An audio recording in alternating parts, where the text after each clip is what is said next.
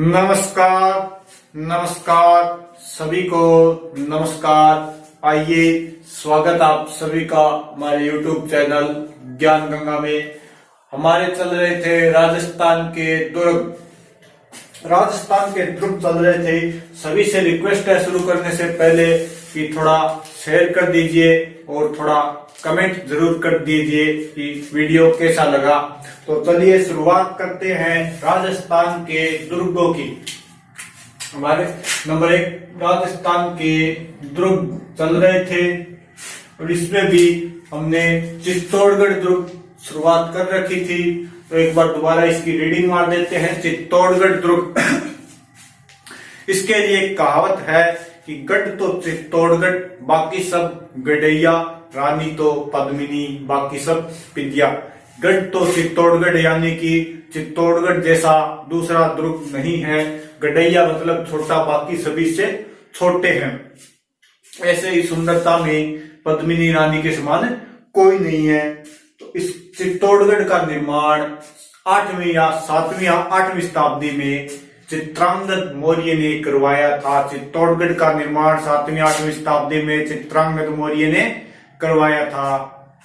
ये कहां पर स्थित है बात करें तो वर्तमान में चित्तौड़गढ़ जिले के अंदर स्थित है। अगर पठार की बात करें तो वो है मेसा का पठार। पहाड़ी की बात करें तो ये चित्रकूट पहाड़ी पर है।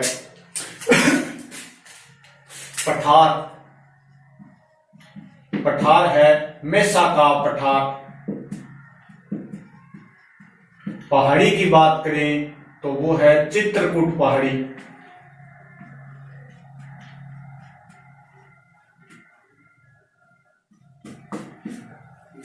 चित्रकूट पहाड़ी पर होने के कारण इसे पहले चित्रकूट दुर्ग भी कहा जाता था या त्रिकुट दुर्ग भी कहा जाता था और बाद में इसका धीरे धीरे अपभ्रंश होते हुए चित्तौड़गढ़ नाम पड़ गया। वर्तमान में इसे चित्तौड़गढ़ दुर्ग कहा जाता है। इसकी बात करें तो इसके अंदर कुछ दार्शनिक स्थल हैं। महाराणा कुंभा को इसका आधुनिक निर्माता भी माना जाता है। स्थापत्य कला के जनक महाराणा कुंभा, जिनका शासनकाल 1433 से 1468 तक रहा है। इनके शासनकाल को मेवाड़ की स्थापत्य कला का स्वर्ण काल भी माना जाता है। अब बात करें चित्तौड़गढ़ दुर्ग की तो चित्तौड़गढ़ दुर्ग के कुछ दार्शनिक स्थल है, जैसे रानी पद्मिनी महल, गोरा पातल महल, जयमल सप्ता की हवेलियां।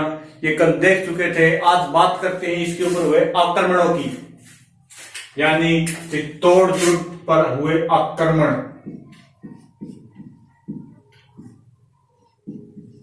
चित्तौड़गढ़ पर अधिकार व आक्रमण।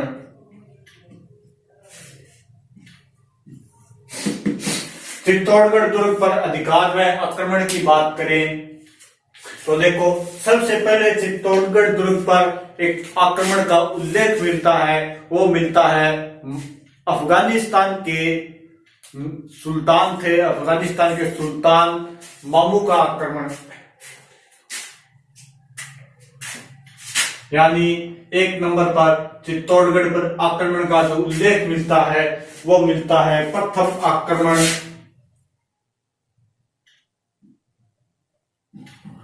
प्रथम आक्रमण अफगान सूबेदार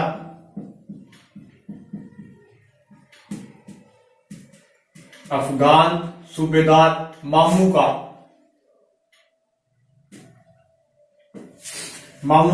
आक्रमण। यानी कि चित्तौड़गढ़ पर प्रथम आक्रमण की जो सूचना जो आक्रमण के साक्ष्य मिलते हैं वो अफगान सूबेदार मामू के आक्रमण क्या मिलते हैं। यानी हम कह सकते हैं चित्तौड़गढ़ पर प्रथम आक्रमण किसने किया? अफगान के सूबेदार मामू ने। इसके बाद में जो ये पहले अभी तक आक्रमण हुआ है, चित्तौड़गढ़ पहली बार विजित नहीं हुआ, यानी किसी ने इसे जीता नहीं है अभी तक। इसने सिर्फ आक्रमण किया था और विजय इसकी नहीं हुई थी। तो पहली बार विजय किसकी हुई उसकी बात करें तो नंबर 2 पे आता है 8वीं शताब्दी में। 8वीं शताब्दी के अंदर एक शासक आता है मेवाड़ के गुहिल वंश का वास्तविक संस्थापक नाम है बप्पा रावल। 8वीं शताब्दी यानी कि 734 ईस्वी में 734 ईस्वी में इस पर आक्रमण किया बप्पा रावल ने और इसे विजित किया, यानी कि यह चित्तौड़गढ़ का प्रथम विजेता, चित्तौड़गढ़ का प्रथम विजेता।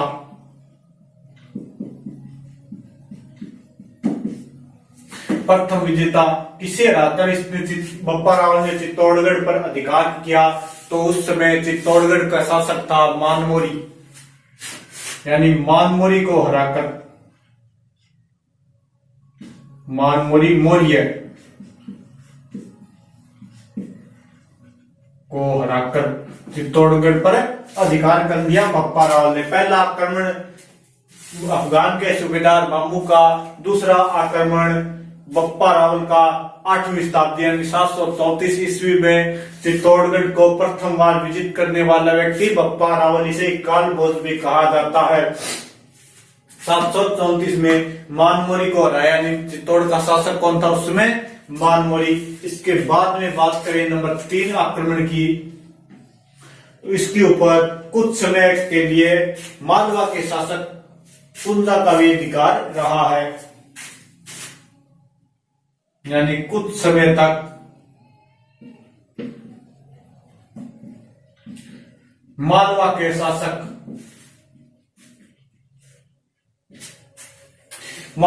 शासक परमार राजा मुंजा का अधिकार भी रहा है। कुछ समय तक मालवा के शासक परमार राजा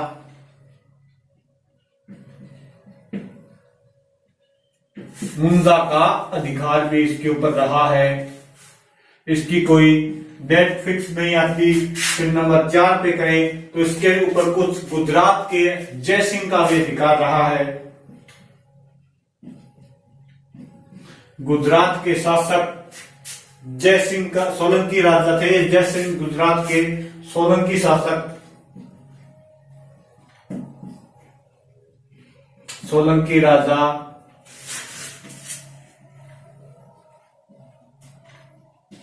जयसिंह सिद्धराज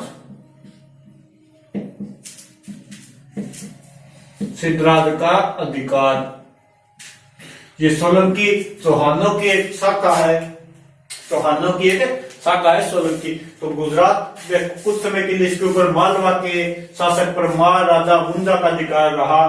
फिर कुछ समय के लिए इसके ऊपर गुजरात के राजा सोलंकी राजा जयसिंह सिद्धराज का भी अधिकार रहा।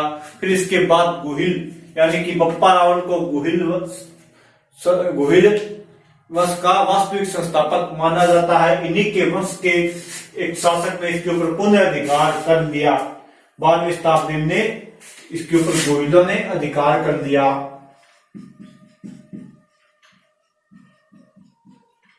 12वीं शताब्दी में गुहिलों ने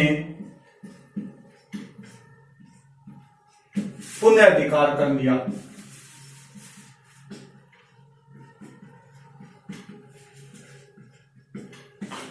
और उस समय शासक कुछ जगह मिलता है, जेतर सिंह का नाम आता है। और जेतर सिंह को चित्तौड़गढ़ का कुछ समय, यानी कि डॉक्टर दशरथ शर्मा जेतर सिंह को चित्तौड़गढ़ का प्रथम विजेता मानते हैं। लेकिन बप्पा रावल ने इसे 734 में ही विजित कर दिया था, तो प्रथम विजेता बप्पा रावल होंगे। देख लो, प्रथम पहली बार आक्रमण चित्तौड़गढ़ पर किया अफगान के सूबेदार मामू ने। दूसरी बार इस पर आक्रमण किया बप्पा रावल ने 734 ईस्वी के अंदर। उस समय शासक था मानमोरी और चित्तौड़गढ़ को विजित किया प्रथम बार बप्पा रावल ने। इसके बाद कुछ समय तक मालवा के परमार राजा मुंजा का अधिकार रहा। फिर गुजरात के सोलंकी राजा जयसिंह सिद्धराज का अधिकार रहा। इसके बाद 12वीं शताब्दी में गुहिलों ने इसके ऊपर पुनः अधिकार कर लिया। अब इसके आगे देखो,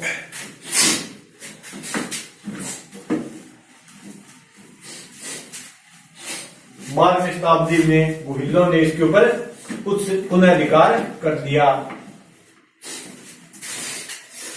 इसके बाद आता है 1303 में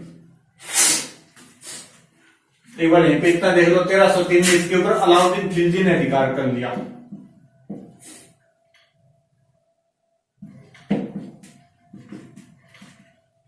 अलाउद्दीन खिलजी ने इसके ऊपर 1303 में अधिकार कर लिया। यहाँ पर चित्तौड़ का पहला साका हुआ था, तो वो इसके बाद में पढ़ेंगे। 3 साके हुए यहाँ पे, तो वो कंप्लीट अच्छे से पढ़ेंगे। इसके बाद में देखो 1303 में, फिर 1326 में यहाँ पर अलाउद्दीन खिलजी का अधिकार हो गया 1303 में। इसके बाद कुछ समय तक अलाउद्दीन खिलजी ने अपने पुत्र को ये चित्तौड़गढ़ दुर्ग सौंप दिया था। इसके बाद 1326 में राणा हमीर, एक आते हैं हमीरदेव चौहान जो रणथंभौर के थे, एक आते हैं राणा हमीर। ये राणा हमीर सिसोदिया, राणा हमीर सिसोदिया वंश के संस्थापक है। सिसोदा ठिकाने के थे इन्होंने। 1326 में चित्तौड़गढ़ पर अधिकार कर कर सिसोदिया वंश की स्थापना की चित्तौड़गढ़ के अंदर। ये गुहिल वंश से ही अलग हुए हैं। इसके बाद में 8 नंबर पे आता है 1326 आ गया। इसके बाद में आता है 1534-35। इसके ऊपर बहादुर शाह का आक्रमण होता है, वो इसे विजय कर लेता है। गुजरात का बहादुर शाह, यहां पर भी चित्तौड़ का दूसरा साका हुआ था, वो भी आगे बात करेंगे। फिर इसके बाद में 1536 के अंदर, इसके ऊपर 35 के अंदर ही बहादुर शाह की मृत्यु हो जाती है। मंदसौर एमपी के अंदर बहादुर शाह हुमायूं का युद्ध होता है, वहां पर बहादुर शाह की मृत्यु हो जाती है और इसके ऊपर अधिकार कर लेते हैं विक्रमादित्य।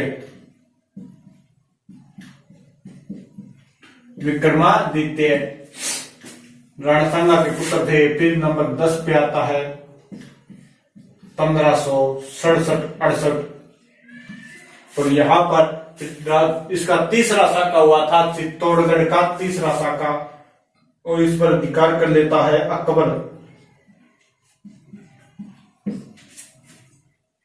और फिर आता है 1615, शासक दिल्ली का शासक था जहांगीर, उसने इसे अमर सिंह को सौंप दिया, महाराणा प्रताप के पुत्र अमर सिंह को। तो ये चित्तौड़गढ़ के ऊपर अधिकार किए गए अधिकार थे। अब देखो ये 3 साके हुए हैं यहाँ पर। पहला साका 1303 में, दूसरा साका 34-35 में, और तीसरा साका 67-68 के अंदर। इनको देखते हैं, यानी सर्वाधिक साके राजस्थान में किस दुर्ग में हुए, तो वो हुए चित्तौड़गढ़ के अंदर। इसके बाद में 2 नंबर आता है सोनारगढ़ जैसलमेर दुर्ग का, जहां पर 2.5 साके हुए हैं चित्तौड़गढ़ के साके।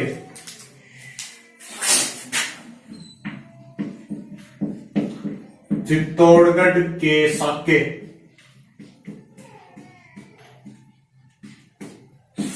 अब देखो साके साके होते क्या है, ये देखो पहले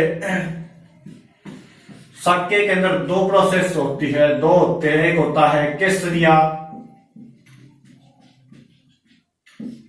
एक होता है जोहर। एक होता है जोहर, एक होता है केसरिया। साका तभी पूर्ण माना जाता है जब जोहर और केसरिया दोनों हो जाए, तभी कंप्लीट साका माना जाता है। अगर दोनों में से एक होगा तो वो अर्ध साका कहलाता है, जो जैसलमेर सोनारगढ़ में हुआ था एक बार, यानी अर्ध साका हुआ है जैसलमेर सोनारगढ़ में एकमात्र अर्ध साका।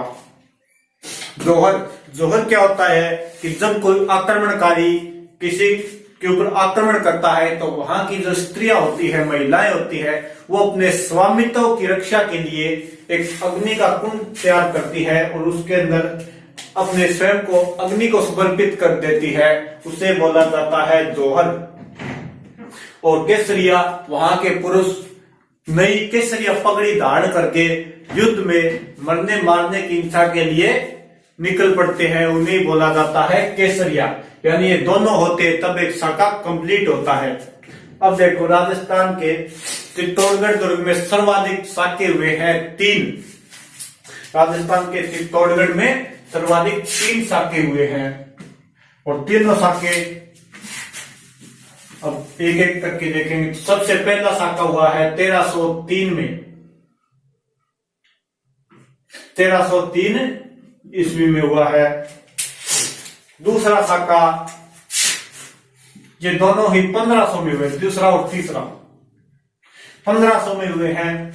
ये 1303 में हुआ है, ये 1500 में हुए। तो 1500 के बाद में 3, 4, 5, फिर 6, 7 और 8, यानी कि पहला शाखा 1303 ईस्वी में, दूसरा शाखा 1534-35 में और तीसरा शाखा 1567-68 में हुआ है।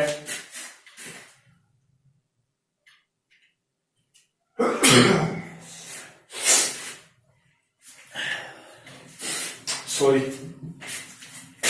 तीसरा शाखा 1567-68 में हुआ है। अब देखो पहला शाखा, पहले शाखे की बात करें तो इस समय शासक था, मेवाड़ का शासक था रावल रतन सिंह। रावल रतन सिंह मेवाड़ के शासक थे। केसरिया किन्होंने किया? केसरिया रावल रतन सिंह ने किया।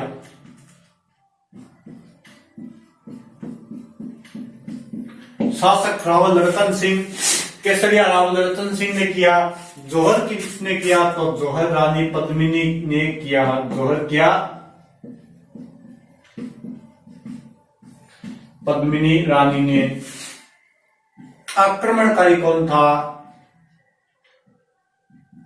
आक्रमणकारी था दिल्ली का सुल्तान, दिल्ली सुल्तान अलाउद्दीन खिलजी।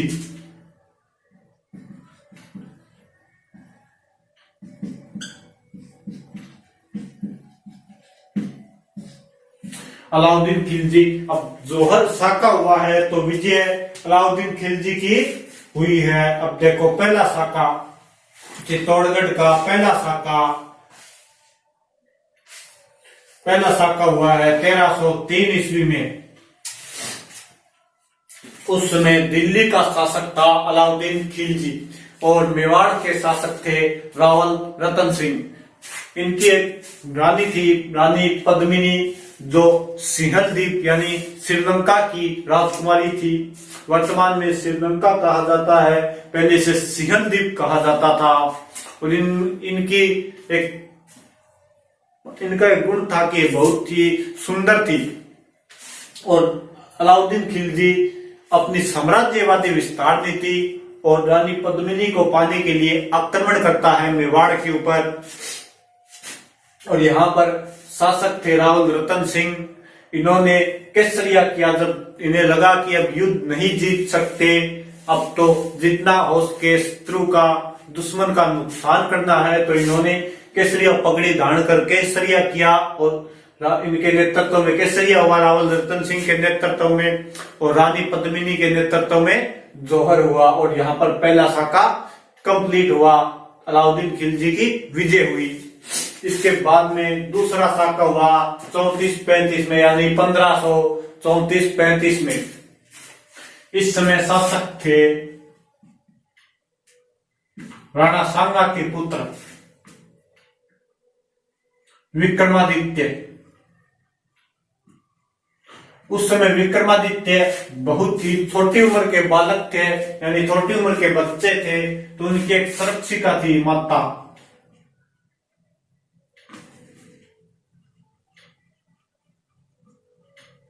उनकी संरक्षिका, उनकी माता थी राजमाता कर्मावती।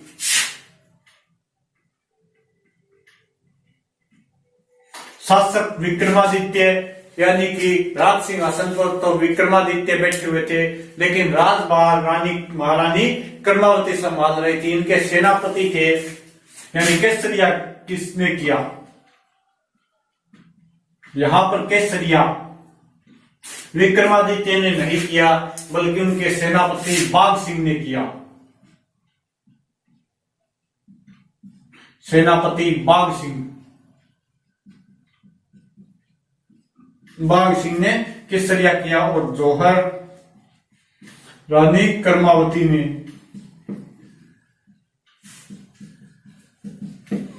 आक्रमणकारी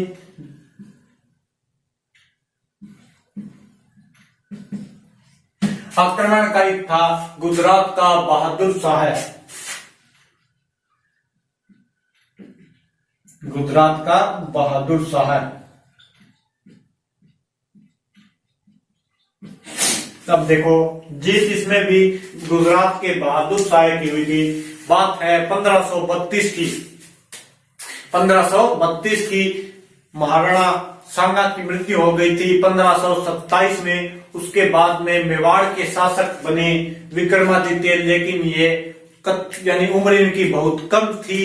इसके बाद महारानी कर्मावती ने राज्यभार संभाला और शासक कौन थे? विक्रमादित्य। इनका सेनापति था बाघ सिंह।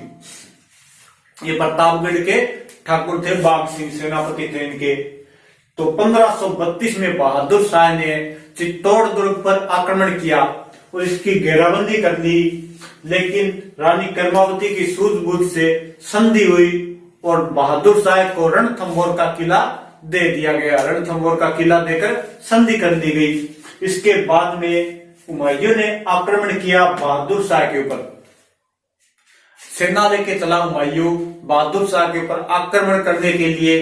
तो बहादुर शाह ने सोचा कि हुमायूं से जीतने के लिए मुझे चित्तौड़गढ़ दुर्ग चाहिए, ये आवश्यक है। तो उसने चित्तौड़गढ़ दुर्ग की दोबारा घेराबंदी कर दी और इसमें शासक वही विक्रमादित्य, सुरक्षिका रानी कर्मावती, सेनापति बाघ सिंह थे। और यहाँ पर फिर क्या हुआ? दूसरा साका हुआ। यहाँ पर फिर 1434 में उन्होंने दुर्ग की घेराबंदी की और 35 में साका हुआ था। यानी 1434-35 में दूसरा साका हुआ चित्तौड़गढ़ में। विक्रमादित्य और उनके भाई उदय सिंह को, राणा उदय सिंह को कुंभलगढ़ पहुंचा दिया गया और सेनापति बाघ सिंह ने के नेतृत्व में केसरिया हुआ और महारानी कर्मावती के नेतृत्व में जौहर हुआ और बहादुर शाह यहाँ पर विजय हो गया। इसके बाद में तीसरा साका हुआ 1567-68 के अंदर। तीसरा साका 1567-68 के अंदर हुआ। उस समय मेवाड़ के शासक थे महाराणा उदय सिंह।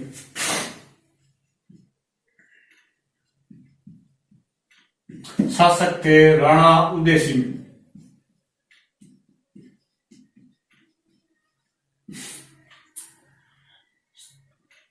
महाराणा उदय सिंह इनके शासक थे। केसरिया किन्होंने किया? जयमल फत्ता इनके सेनापति थे। जयमल व फत्ता सिसोदिया।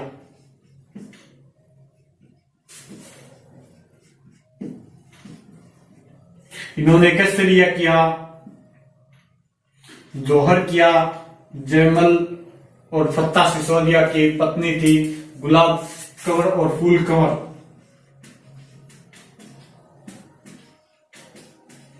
गुलाब कंवर व फूल कंवर के नेतृत्व में आक्रमणकारी था अकबर।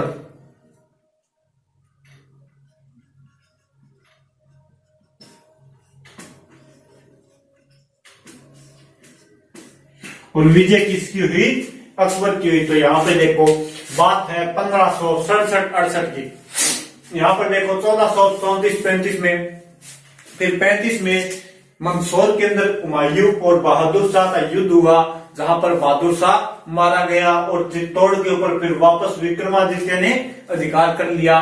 फिर 1536 के अंदर बनवीर यानी पृथ्वीराज सिसोदिया पासवानी रानी का पुत्र था बनवीर, उसने विक्रमादित्य की हत्या कर दी और उदय सिंह को मारने के लिए गया। तो पन्नाधाय ने अपने पुत्र चंदन की का बलिदान देकर उदय सिंह को बचा लिया और कुंभलगढ़ में भेज दिया, आशा देवपुरा के पास। तो फिर यहाँ पे 1536 से 40 तक बनवीर का शासन रहा। फिर 1540 में राणा उदय सिंह ने चित्तौड़ पर वापस अधिकार कर लिया। फिर 1540 में महाराणा उदय सिंह ने अधिकार कर लिया। फिर यहाँ पर आगे चले महाराणा उदय सिंह 1567-68 के अंदर तो अकबर का आक्रमण हुआ। कुछ समय बीच में चित्तौड़गढ़ दुर्ग शेरशाह सूरी के पास भी रहा था, लेकिन यहाँ पे शासक महाराणा उदय सिंह ही थे। फिर 1567-68 में अकबर का आक्रमण हुआ। उस समय महाराणा उदय सिंह अपने परिवार सहित उदयपुर में चले गए और यहाँ पर सेनापति थे जयमल और पत्ता, इन्हें दुर्ग का कार्यभार सौंप दिया। फिर इनके नेतृत्व में केसरिया हुआ। जयमल और पत्ता के नेतृत्व में केसरिया हुआ और जौहर किया इनकी पत्नियों गुलाब कंवर और फूल कंवर के नेतृत्व में, और आक्रमणकारी था अकबर। अकबर की विजय हुई। ये 30 तरह का कंप्लीट हुआ 1567-68 के अंदर। को ध्यान कर लेना, यहाँ पर जो शासक है उसने केसरिया किया है, लेकिन यहाँ पर और यहाँ पर शासक ने केसरिया नहीं किया, उनके सेनापतियों ने केसरिया किया। थोड़ा ध्यान कर लेना, इनको अच्छे से देख लो, कोई स्क्रीनशॉट ले तो वो ले लो। ओके, तो ये चित्तौड़गढ़ दुर्ग कंप्लीट हो गया। इसके तीनों साके, इसके ऊपर अधिकार सब हो गया, यानी चित्तौड़गढ़ दुर्ग इज कंप्लीट। इसके बाद में कुंभलगढ़ दुर्ग करेंगे, वो अगले भाग के अंदर करेंगे। Okay, thank you, bye.